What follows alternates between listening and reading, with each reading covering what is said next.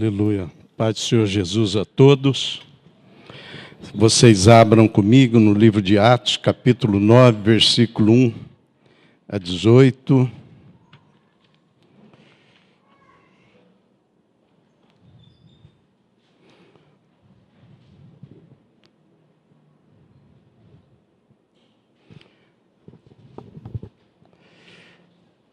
Atos, capítulo 9, de 1 a 18.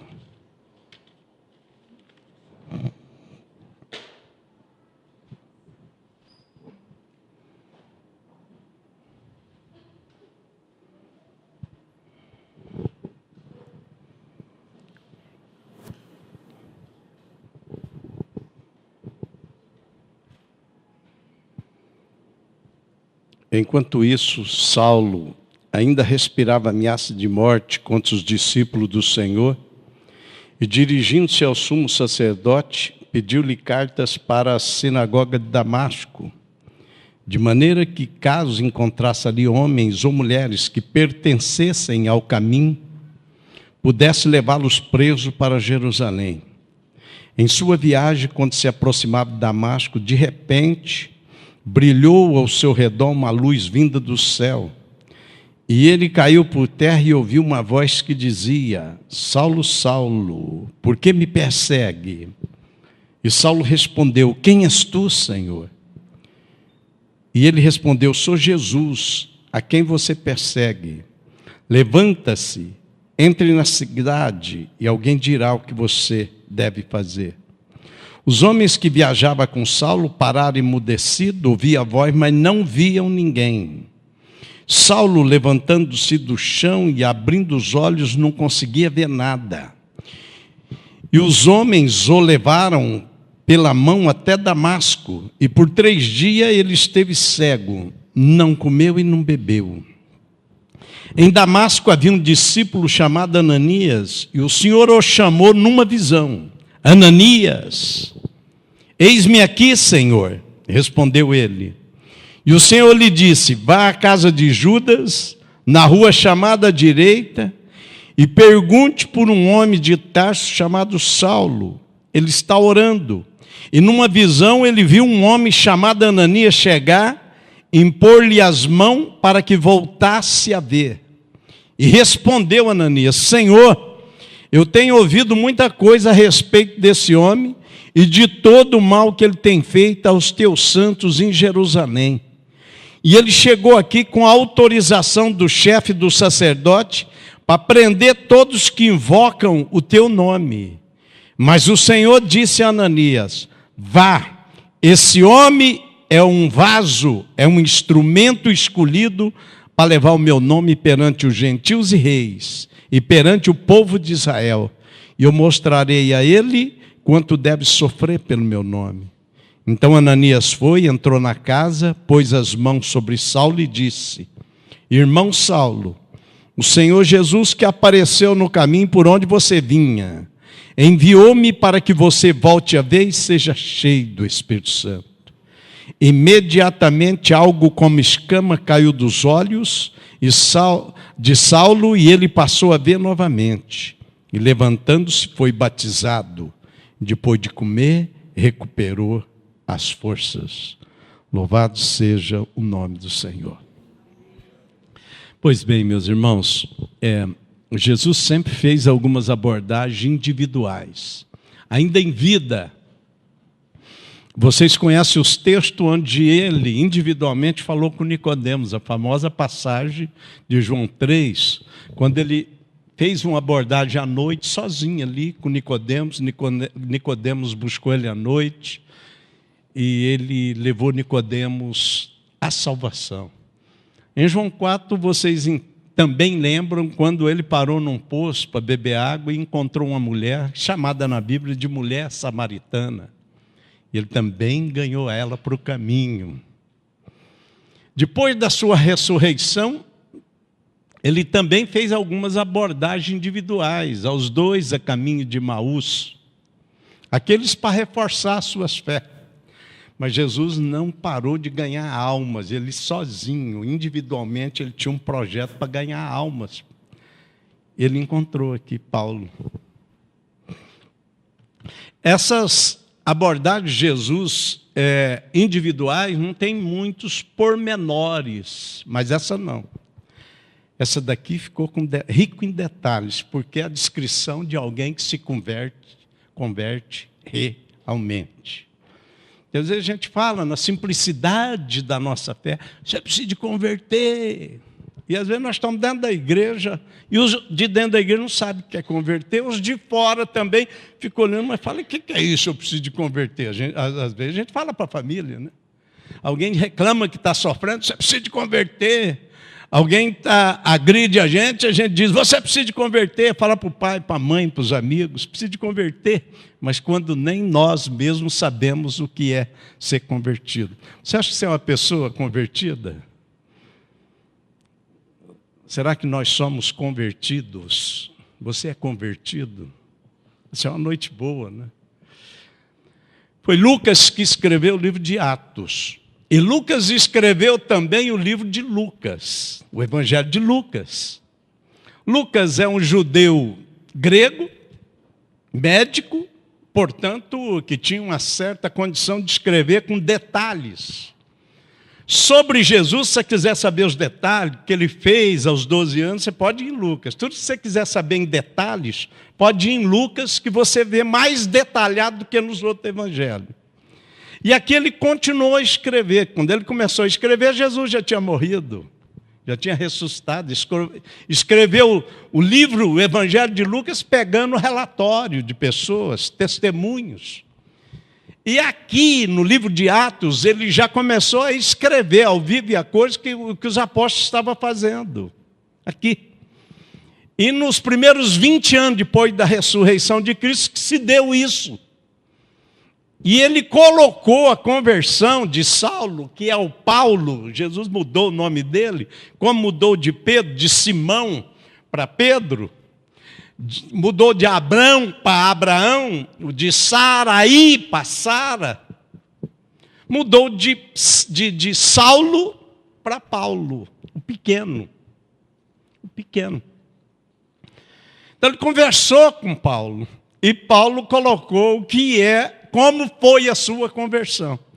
E é do desejo de Deus que também nós tenhamos uma experiência de conversão dessa magnitude que nós vamos compartilhar aqui com você. Nós podemos muitas vezes ter aceitado Jesus como Salvador, mas não ter convertido ainda. Porque a conversão ela tem graus. Você sai de um ponto e volta nele. Ela tem um caminho. Então Lucas começou a conversar. Como é que foi, Paulo, teu encontro? Como é que você se converteu? Eu estou se convertendo só de escrever sobre Jesus. Só de ouvir os relatos eu converti. Tanto é que deixei até a minha profissão e estou aqui e quero seguir essas viagens missionárias suas, continuando sendo um biógrafo, escrevendo tudo. Então Lucas foi escrevendo a viagem, Saulo relatou para ele como é que foi a sua conversão. Porque Jesus levou Paulo para uma célula, para uma casa. Olha o versículo 11, ó. Ele disse para Ananias, quer encontrar Saulo, quer encontrar Paulo? Vá à casa de Judas, na rua chamada Direita, e pergunte para um homem de Tarso chamado Saulo, ele está orando. Mandou ele para uma casa. Você está vendo aqui? Olha aqui, ó, Jesus disse para ele no versículo 5, quem és tu, Senhor? E respondeu, sou Jesus a quem você persegue, levanta-se, entre na cidade e lá te dirão o que deve fazer. Olha no 8 aqui, ó.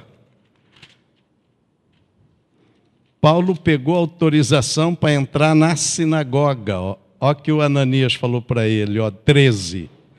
Senhor, eu tenho ouvido muitas coisas a respeito desse homem e do mal que ele tem feito em Jerusalém. E ele chegou aqui também com autorização do chefe sacerdote para prender todos que invocam o seu nome.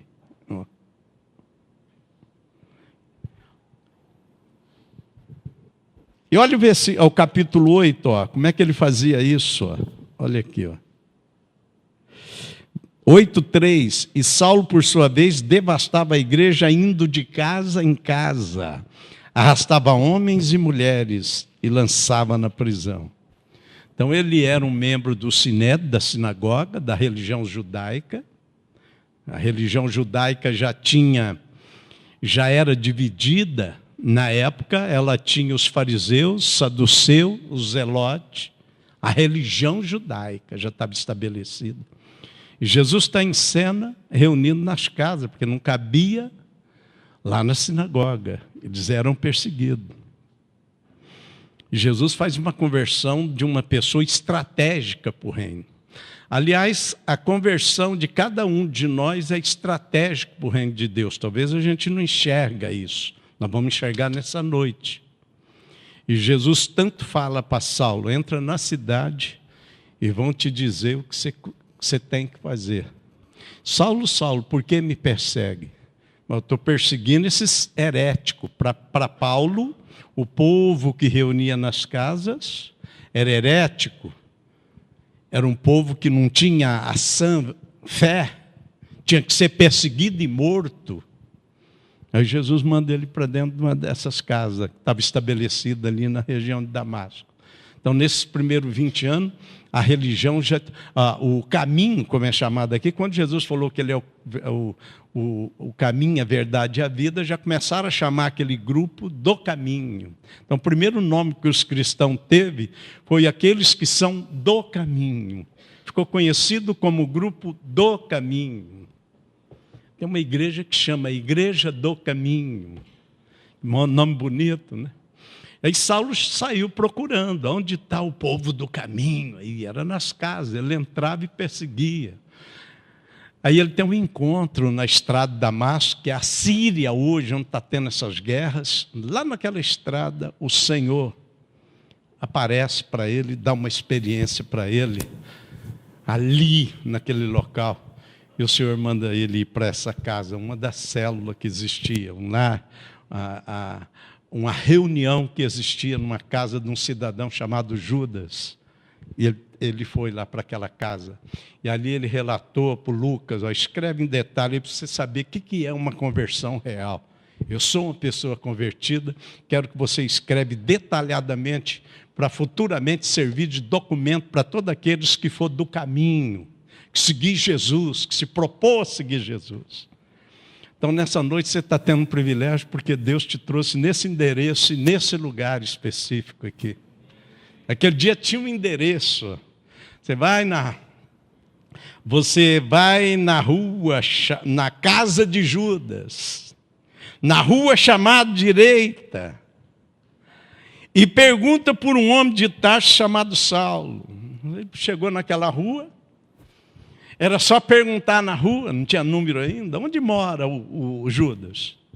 Ali naquela casa, era só bater e... Tem um cidadão aí dentro que está orando, chamado Saulo? Tem, entra para dentro. Quem é você? Eu sou servo de Deus, Ananias. Era fácil de achar, é lá. Então, quando ele caiu do cavalo ou do camelo, não está escrito aqui, diz que ele caiu da cavalgadura, não sei se é camelo ou cavalo. O Senhor disse para ele, vai numa célula, eu vou te levar para uma célula, te levar numa casa onde você será cuidado, e ali eu vou converter o seu coração. Nós estamos aqui nesse endereço, e o interesse de Jesus é converter nosso coração. Às vezes pretensiosamente, às vezes de modo presunçoso, a gente acha que é convertido. Olha, eu não estou questionando se é salvo ou não, porque o ladrão foi salvo ao confessar Jesus na cruz. Hoje mesmo tu estará comigo no paraíso. Então não estou falando de salvação, estou falando de uma pessoa convertida. E a gente precisa ver se a gente é convertido, porque se a gente não for convertido do jeito que Paulo explicou aqui, Então nós estamos no meio do caminho, deixando de desfrutar muita coisa que Deus quer fazer conosco. E nessa noite nós chegamos nesse lugar aqui. Por que Jesus levou Paulo para uma célula? Por que ele foi ali? Primeira coisa que acontece nesse contato de Paulo com Jesus é que Jesus ganha ele. Jesus ganhou ele. Ele foi ganho. E como é que a gente entende o que é ganhar uma pessoa para Cristo? Ganhar uma pessoa para Cristo. Ganhar uma pessoa para Cristo é impedir Satanás de ganhar ele para o inferno. Por isso que a gente usa essa terminologia. Eu quero ganhar almas para Jesus. Por quê? Porque o diabo está ganhando ela. E o diabo não é dono, é um impostor, está enganando ela, levando ela. Através da falsa religiosidade, através do pecado. A pessoa não conhece a Bíblia. Então, uma pessoa que chegar em Jesus, ela precisa de ser ganha. Ela precisa de ser ganha mesmo. Uma pessoa que chegar em Jesus precisa de ser fisgada. Por isso que o próprio Jesus falou para os discípulos que ele seria pescador de homem. Então, o que era ganhar? Paulo foi ganho. Paulo foi ganho. Então, a primeira coisa que acontece quando uma pessoa é ganha é que Jesus, pessoalmente, toca o coração dela. Não é quem está evangelizando, não é quem está falando. Se Jesus não tocar o coração de uma pessoa, não tem jeito. Jesus tocou o coração dela. Você vai ver aqui, ó. Os homens que viajavam, versículo 7, ó, os homens que viajavam com Saulo pararam emudecidos, ouviam a voz, mas não via ninguém, não foram tocados. Então, num lugar como esse, pode uma pessoa que nem Paulo ser tocada e o resto, às vezes, vai ouvir a voz dessa pregação, mas não vai ver nada, não vai ser tocado. Então, o primeiro toque tem que ser de Jesus no coração. Só Jesus pode fazer isso. Então, Jesus está passeando aqui, sondando nossos corações. Não é porque estamos aqui que nosso coração está aberto para Ele entrar, não. Ele mesmo escrevendo para a igreja, em Apocalipse 3:20, para a igreja, ele disse: eis que estou à porta e bato. Se alguém ouvir a voz, se abrir a porta, eu entrarei para jantar com ele, cear com ele. Então, ele está fora. Ele está escrevendo para a igreja, ele está dizendo: a minha igreja invoca o meu nome, mas eu estou para o lado de fora do coração. Eu bato, ninguém escuta, deixa eu tomando sol, não põe eu para dentro. Eu estou com a minha presença ali, mas não consigo entrar. Eu falo, ninguém escuta a minha voz. Então, estou na porta, ninguém percebe. Bato, ninguém percebe. Falo e ninguém percebe. Mas alguém vai abrir a porta. Então, nesse momento, estava Paulo e muita gente junto com ele, seguindo a caminhada para prender os cristãos. E teve esse acontecimento sobrenatural dessa luz raiando do céu. Quem estava junto com ele não sabia o que estava acontecendo, mas ele sabia. Ele sabia. Olha o que ele diz, ó. Ele caiu por terra, 4, e ouviu a voz. Os outros não ouviram, só viram a luz. E a voz dizia: Saulo, Saulo, por que me persegue? Ele entendeu que era com ele, é o 5. Quem és tu, Senhor? Não sabe quem é, mas já chamou de Senhor. Não precisa de entender que é o Emanuel, Jesus, o Filho de Deus. Não precisa entender nada disso. Ele já chamou de Senhor. Isso lembra Abraão. Quando Deus chamou ele, fez o primeiro altar. E ele escreveu assim no altar: ao Senhor que me apareceu. Não sabia nem o nome, mas colocou lá: ao Senhor que me apareceu. Então, é o toque do coração. Então, Jesus toca o coração. Da primeira fisgada. Mas precisa de reforçar. Quando você vai pegar um peixe um peixe grande, lá para o lado, como é que chama lá no Mato Grosso, onde a gente pesca? No Pantanal. No Pantanal, fui lá, o pirangueiro falou para mim: ó, esses peixes aí não adianta dar só uma fisgada, não. Você põe debaixo aqui no barco, ó, dá a primeira, dá 4 encarreadas. Senão vai embora. Eu estava lá, cavaram assim, fazendo só assim. Não pegava nada. Jesus é assim, ele dá a primeira, ó, você está olhando para mim aqui, ó, ele está assim hoje olhando para você, ele vai dar a primeira, mas pode crer que ele vai dar 4 encarreadas. Tem que pegar, porque a gente escapa do anzol. Alguns aqui escapam do anzol, que é uma beleza, para lá e para cá. Então, no contexto da célula, ali na casa que a pessoa é ganha. A primeira fisgada é o toque de Jesus pessoalmente no coração. E a segunda, quando ele diz assim, quem és tu, Senhor?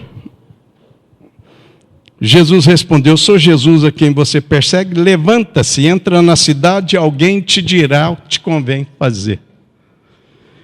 Paulo foi o único que não cantou Senhor, ou escreveu Senhor só de modo teórico. Deus tocou o coração dele, ele já falou, quem és tu, Senhor? Numa versão mais antiga, ele está dizendo assim, o que é que o Senhor quer que eu faça?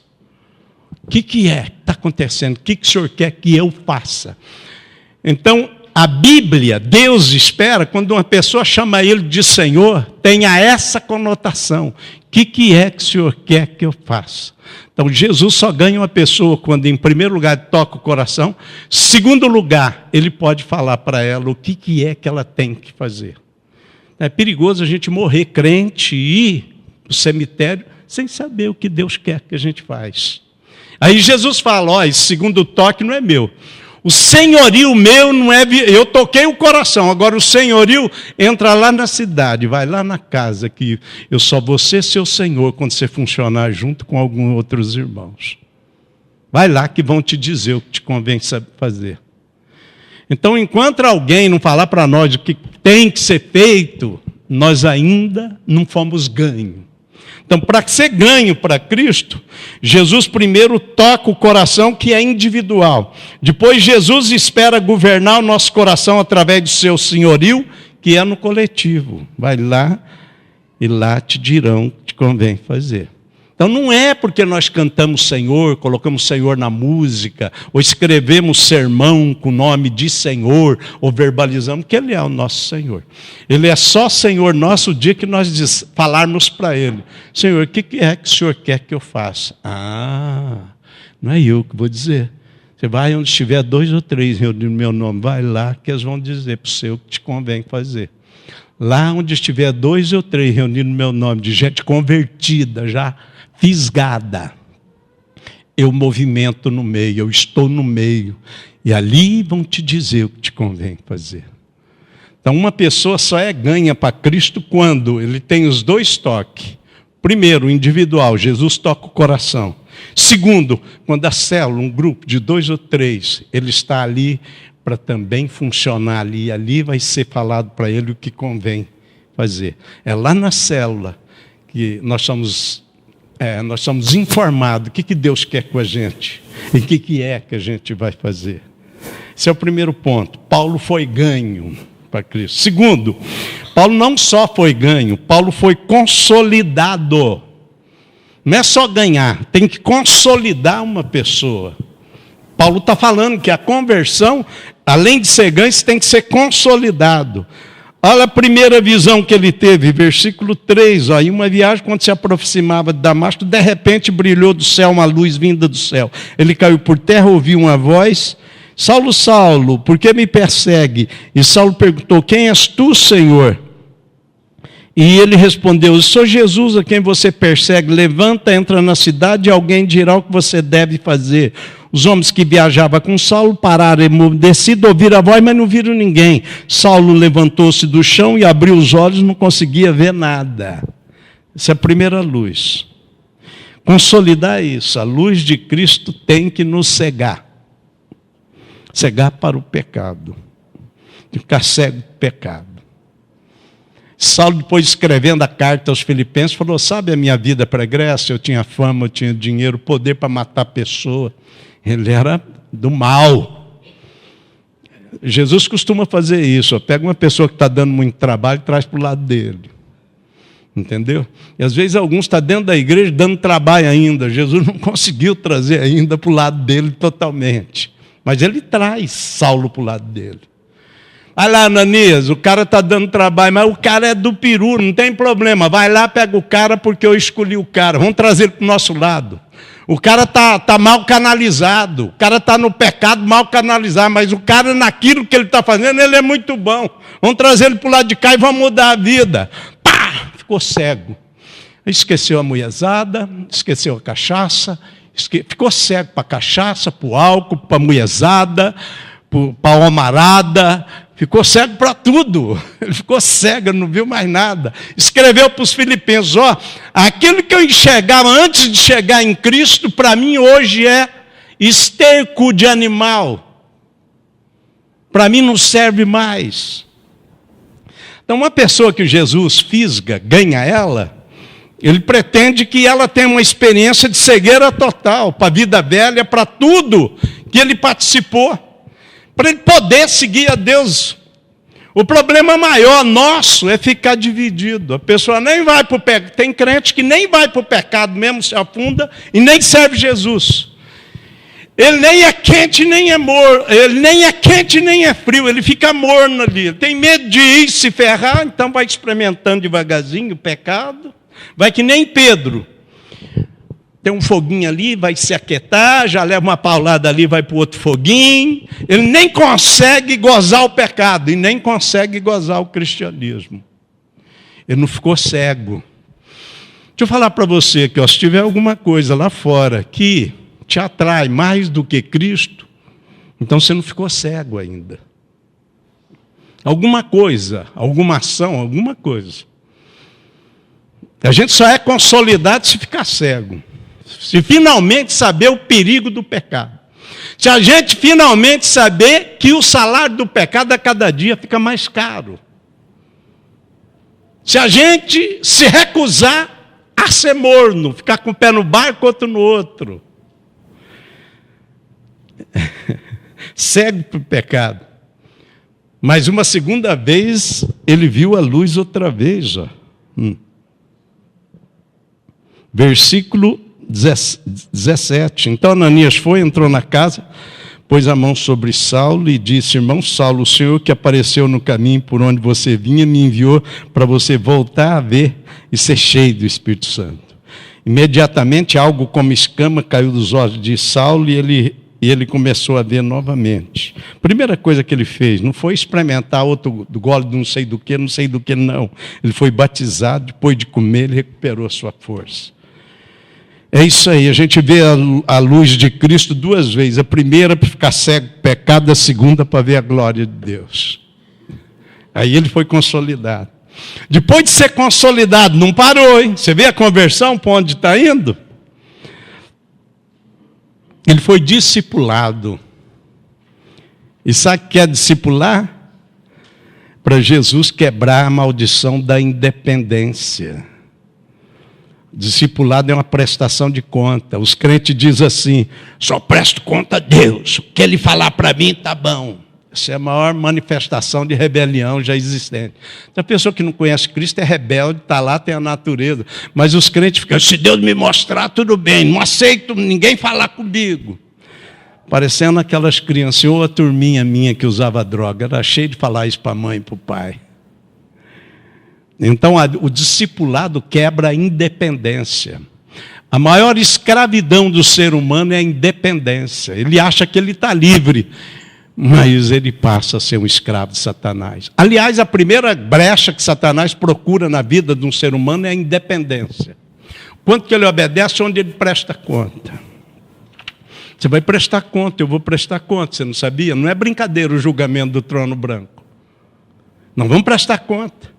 Não é brincadeira o tribunal de Cristo. É para os crentes chegar lá e ver o que fez aqui, quais são suas obras. Mas a gente parece não acreditar. A gente acredita mais e pede mais para a justiça divina, a justiça da terra, condenar o povo do mensalão, mas a gente não acredita que Deus pode condenar pessoas que estão dentro da igreja. A gente acha que é os outros.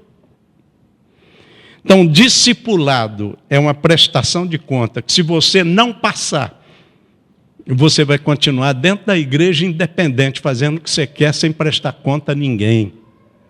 E se você não presta conta a ninguém, você está no caminho da destruição, porque Satanás vai te escravizar através da independência. Quem segue Jesus, ao seguir Jesus, não existe mais independência. Existe dependência de Deus, de irmãos, e interdependência, que é fazer as coisas junto.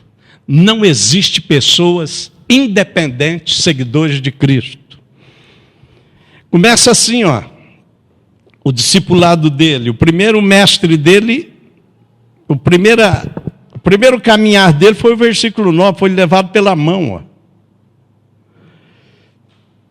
Versículo 8, Saulo levantou do chão, abriu os olhos, não conseguia ver, e os homens o levaram pela mão. Discipular é isso, é levar a pessoa pela mão. Que a maioria aqui acha que não precisa disso, que já sabe tudo. Ou por ignorância ou por qualquer outro motivo. Ou pela independência que nós pegamos. As pessoas largadas que não conseguiu ficar dentro do casamento. Os jovens já numa certa idade, que já estão morando sozinhos. E todos nós temos o veneno da serpente. Nós queremos manter a nossa independência, ignorando que ao manter a independência, nós mantemos uma escravidão satânica sobre nós. O que é que deu o movimento de liberdade feminista? As mulheres quis ficar independentes. O que deu o movimento de sexo, droga e rock and roll? Os jovens rebeldes querendo ficar livres. O que é que nós enfrentamos hoje? Por que as escolas estão precisando da igreja dentro das escolas?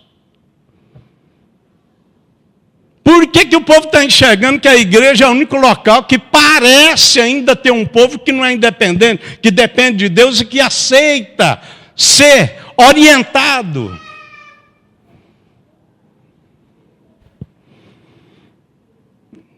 Paulo foi guiado pela mão. O primeiro mestre dele, versículo 11, foi Judas. Vá na casa de Judas. Judas acolheu ele. Mestre e o aluno. Segundo mestre, o Ananias. Terceiro mestre, versículo 27, ó, Barnabé. Esse já começou a colocar em prática. Ó. Então Barnabé o levou aos apóstolos. Ele vai passando na mão de pessoas importantes. E o discipulado vai ensinando ele a ser dependente de Deus. E começou a aprender a ser dependente daqueles que estavam ensinando ele, discipulando ele.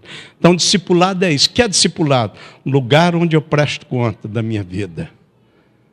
Para não chegar no último dia, na prestação de conta, e eu encaminhar na fileira que vai para o lago de fogo. Porque lá não vai ter mais jeito de consertar a história. Então, Jesus sempre caminhou debaixo do discipulado. Eu não faço a minha vontade, eu faço a vontade do Pai. Os 12 que estavam com ele, depois os 70, depois os 120, depois os 500. Ele sempre entendeu que o caminho do discipulado ia manter as pessoas libertas de Satanás e ia trazer crescimento a elas.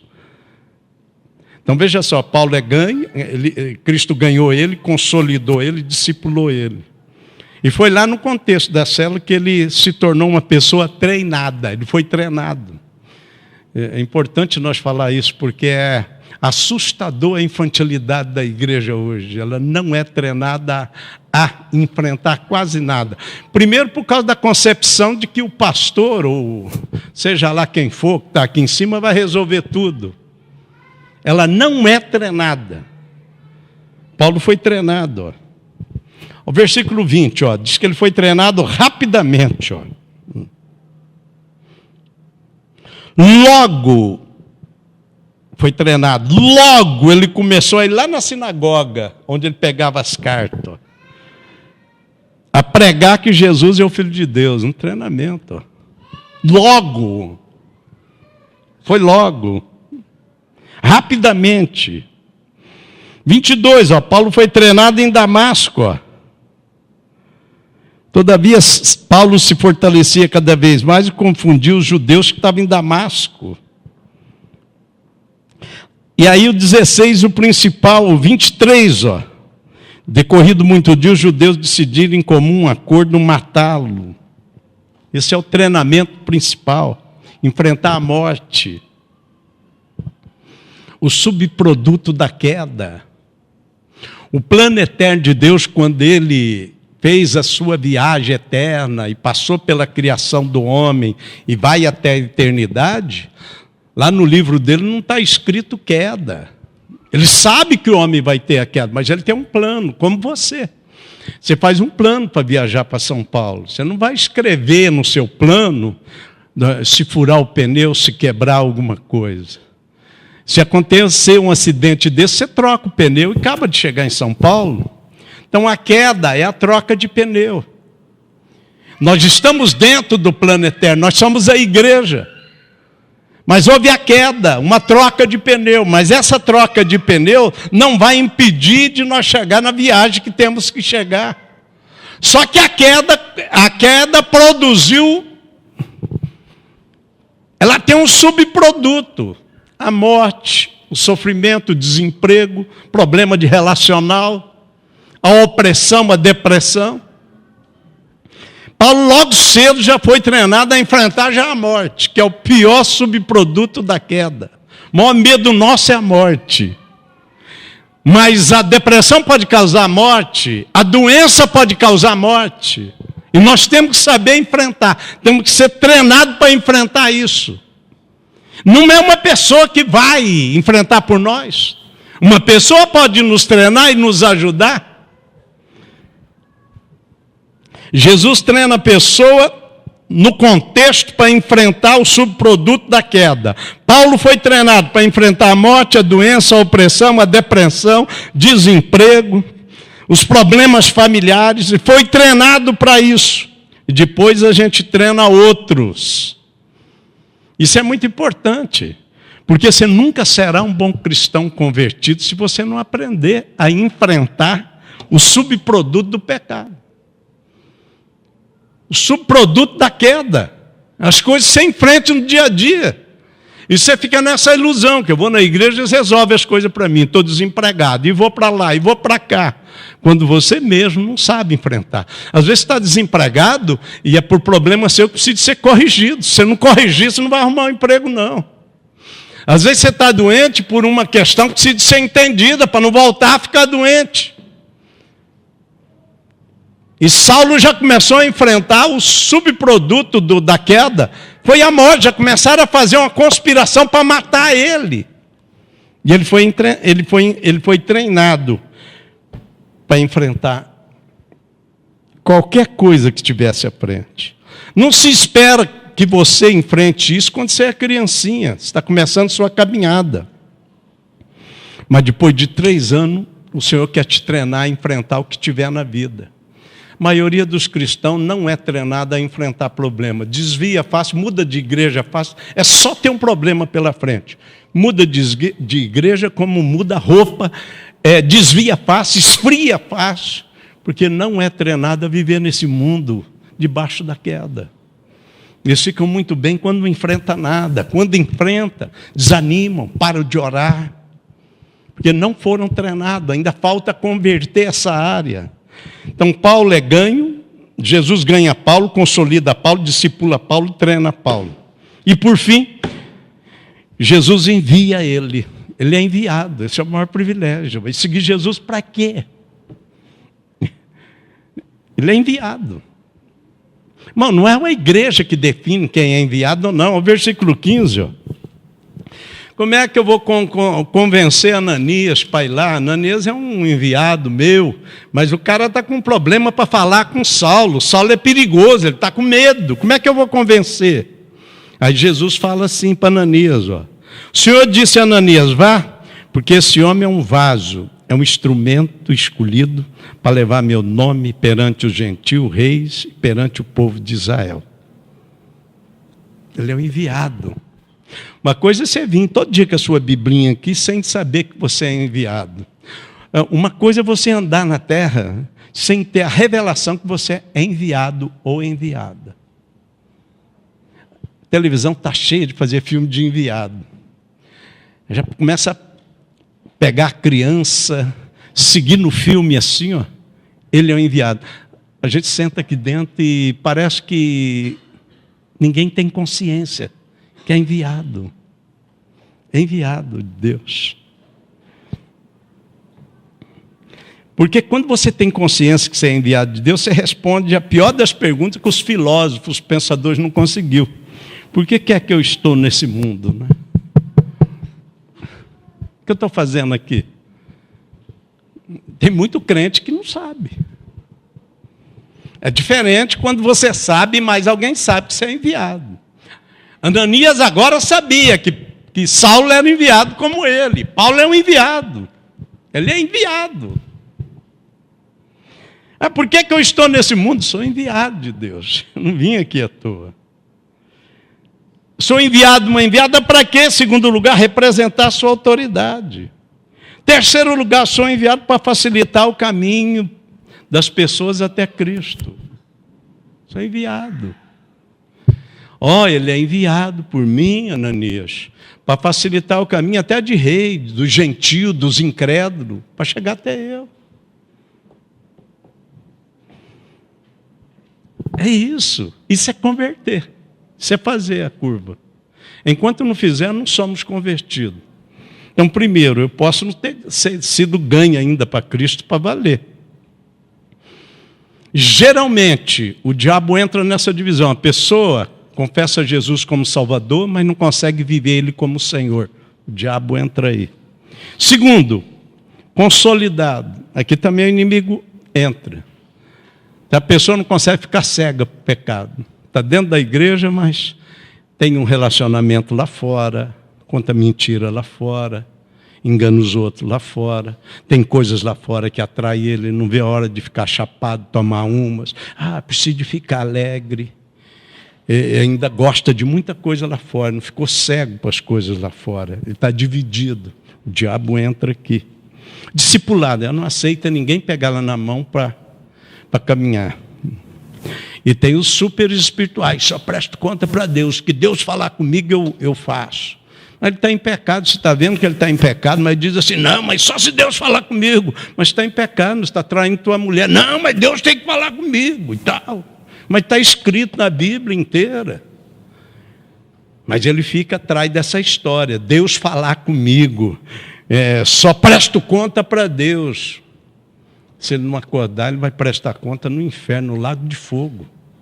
Se não acordar. As pessoas têm dificuldade. O grande orgulhoso Paulo teve que dar a mão e alguém teve que levar ele, ensinar ele. Você não sabe ainda as coisas, nem eu sei.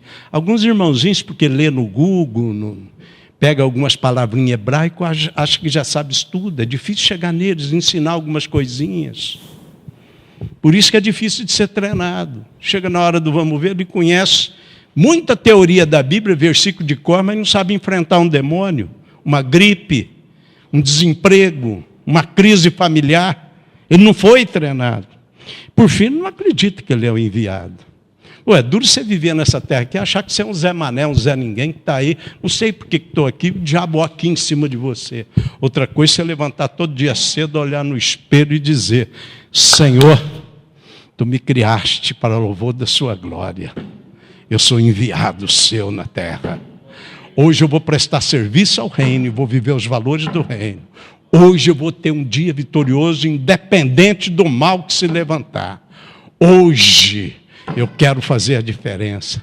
Meu irmão, isso é outra coisa. Isso é outra realidade. Isso é coisa de uma pessoa convertida. Por isso que eu iniciei dizendo, você é convertido, eu sou convertido.